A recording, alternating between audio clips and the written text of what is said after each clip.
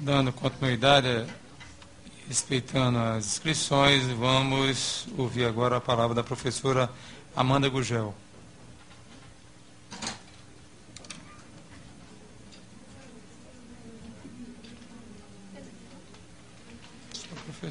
Bom dia a todas e todos. Durante cada fala aqui, eu pensava em como organizar a minha fala, né? Porque, assim, são tantas questões a serem colocadas e tantas angústias, né, do dia a dia, de quem está em sala de aula, de quem está em escola, e eu queria, pelo menos, conseguir sintetizar minimamente essas angústias. Mas também, como as pessoas apresentam muitos números, e como sempre colocam, os números são irrefutáveis, eu gostaria também de apresentar um número para iniciar a minha fala, que é um número composto por 3 algarismos apenas, bem diferente dos outros números que são apresentados aqui com tantos algarismos, que é o número do meu salário, né? Um 9, um 3 e um 0. Meu salário base, R$930. E aí eu gostaria de fazer uma pergunta a todas e todos que estão aqui, sim, em nível superior, com especialização. Se vocês conseguiriam, mas também respondam só se não ficarem constrangidos, obviamente.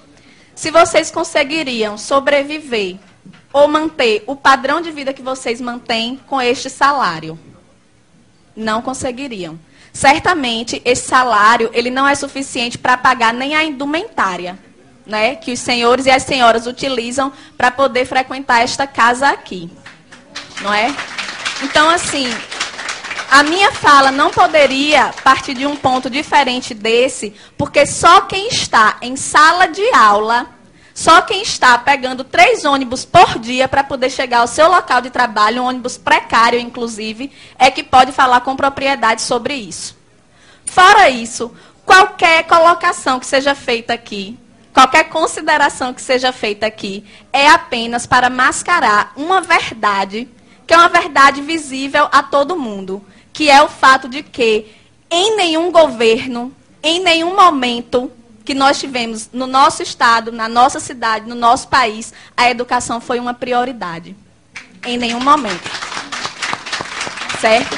Então, assim, me preocupa muitíssimo a fala da maioria aqui, inclusive da secretária Betânia Ramalho, com todo respeito, que é, não vamos falar da situação precária porque isso todo mundo já sabe. Como assim não vamos falar da situação precária? Gente, nós estamos banalizando isso daí. Estamos aceitando a condição precária da educação como uma fatalidade. Estão me colocando dentro de uma sala de aula com um giz e um quadro para salvar o Brasil. É isso. Salas de aulas superlotadas, com os alunos entrando a cada momento com uma carteira na cabeça, porque não tem carteiras nas salas. Sou eu a redentora do país? Não posso, não tenho condições. Muito menos com o salário que eu recebo. Tá certo? A secretária disse ainda que nós não podemos ser imediatistas, ver apenas a condição imediata. Precisamos pensar a longo prazo, mas a minha necessidade de alimentação é imediata. A minha necessidade de transporte é imediata. A necessidade de Jéssica de ter uma educação de qualidade é imediata, certo? Então, eu gostaria de pedir aos senhores, inclusive, que se libertem dessa concepção errônea, extremamente equivocada, isso eu digo com propriedade, porque sou eu que estou lá, inclusive, além, propriedade maior até do que os grandes estudiosos, parem de associar a qualidade de educação com professor dentro de sala de aula. Parem de associar isso daí. Porque não tem como você ter qualidade em educação com professores 3 horários em sala de aula. Certo? Porque é assim que os professores multiplicam os 930. 930 de manhã, 930 à tarde, 930 à noite, para poder sobreviver. Não é para andar com bolsa de marca, nem para usar perfume francês. Certo? É para ter condição de pagar a alimentação dos seus filhos.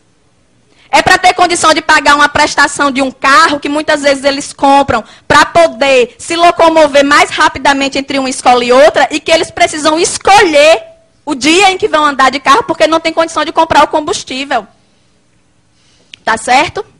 Então, a realidade nosso, o cenário da educação no Rio Grande do Norte hoje é esse. E eu não me sinto constrangida em apresentar o meu contra-cheque, nem a aluno, nem a professor, nem a nenhum dos senhores aqui, porque eu penso que o constrangimento deve vir de vocês. Sinto muito, eu lamento, mas deveriam todos estar constrangidos, entende? Então, assim, entra governo e sai governo, e eu peço desculpa mais uma vez, Betânia, mas não tem novidade na sua fala. Sempre o que se solicita da gente é paciência. É tolerância. E eu tenho colegas que estão aguardando pacientemente há 15 anos, há 20 anos, por uma promoção horizontal. Professores que morrem e não recebem uma promoção. Então eu quero pedir à secretária, em primeiro lugar, paciência também, porque nós não aguentamos mais esse discurso. Não aguentamos. O que nós queremos é objetividade. Como é que é? Queremos sair desse impasse? Queremos. Mas como? Sem nenhuma proposta, de mãos abanando? Voltar mais uma vez desmoralizado para a sala de aula, para o aluno dizer, professor, a gente ficou aqui sem ter aula e só isso. Vocês receberam R$20, R$30, dão risada. Pedimos ainda, secretária, respeito. Para que a senhora não vá mais à mídia dizer assim, pedimos flexibilidade, como se nós fôssemos os responsáveis pelo caos, que na verdade só se apresenta para a sociedade quando nós estamos em greve, mas que está lá todos os dias, dentro da sala de aula, dentro da escola, em todos os lugares. Certo? Então, respeito. Não se refira à nossa categoria dessa forma, não se refira. Nem se refira apenas como se fosse a direção do Síndico que está querendo fazer essa greve. Não, é 90% da categoria. 90% da categoria no estado inteiro, nos interiores, aqui na capital. Certo? Pedimos aos deputados apoio. Estejam mais presentes, participem ali, vão à nossa assembleia, procurem ouvir esses trabalhadores, procurem saber a realidade. Certo? Pedir à promotoria que esteja com a fiscalização efetiva ao Ministério Público. Que não seja para dizer, professor não pode comer desse cuscuz, não, porque é um cuscuz alegado que a gente come, o cuscuz da merenda. Porque a promotoria está para lhe dizer que a merenda é do aluno, não é do professor. Certo? É assim que funciona. Diga-se de passagem, nós não temos recursos para estar nos alimentando diariamente fora de casa. Não temos para isso. Certo? Então, são muitas questões mais complexas, certo? São muitas questões muito complexas que poderiam ser colocadas aqui, mas, infelizmente, o tempo é curto e eu gostaria de solicitar isso. Em nome dos meus colegas que comem o cuscuz alegado, em nome dos meus colegas que pegam 3 ônibus para chegar ao seu local de trabalho, em nome de Jéssica, que está sem assistir aula nesse momento, mas que fica sem assistir aula por muitos outros motivos, por falta de professor, por falta de merenda, certo? É isso que eu quero dizer.